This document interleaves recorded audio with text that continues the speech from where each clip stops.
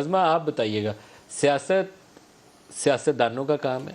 فوج کا کام professional duties ہے اور ان ایڈ آف سول پاور ہے۔ عام طور پر یہ پاکستان میں کبھی مروجہ اس طریقے سے کام ہوا نہیں ہے، کچھ اور ہی ہوتا رہا ماضی سارا۔ کیا اب اس میں فرق آئے گا؟ بہت شکریہ ملک صاحب۔ امید پہ دنیا قائم ہے اور میں اپنے ملک کے لیے، اپنے ملک کی فوج کے لیے اچھا ہی سوچنا چاہتی ہوں اور میں یقین کرنا چاہتی ہوں کہ ایسا ہی ہوگا، لیکن تاریخ اتنی اچھی نہیں ہے۔ مشرف صاحب کے دور کے بعد بھی جو ہے وہ یہی باتیں سننے کو ملی تھی اور بڑی ایفرٹ کی گئی کہ جو مشرف صاحب کی کارنامے تھے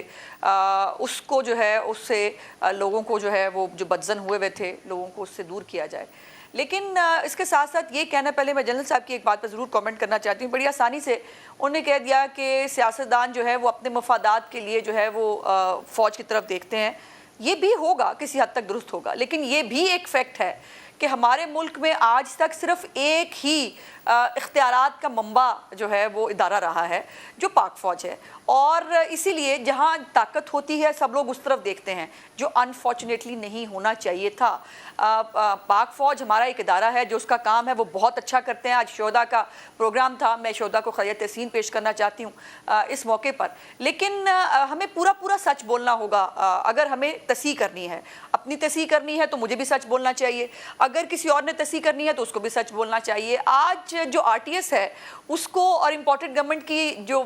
فینومنا تھا اس کو ایک ہی چھڑی سے ہانک دیا گیا، جو میں سمجھتی ہوں کہ شاید حقائق سے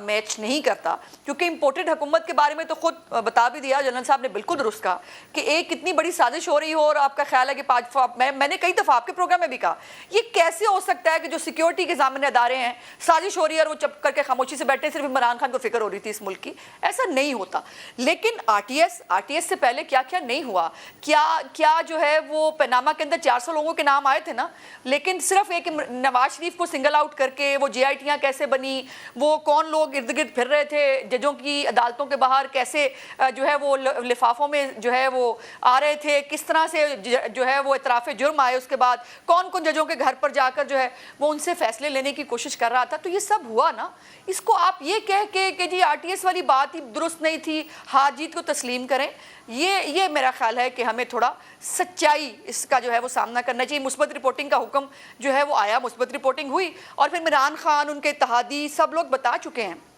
کہ کس طرح سے مینجمنٹ کی جاتی تھی، ان کو جو ہے بندے تک پورے کر کے دیے جا رہے تھے، تو عمران خان کو وہی لت لگی ہوئی ہے، اور یہی بات اس کو جو ہے وہ منظور نہیں ہے کہ وہ اپنے زور بازو پہ نہ کچھ کر سکا ہے آج تک، نہ وہ کرنا چاہتے ہیں۔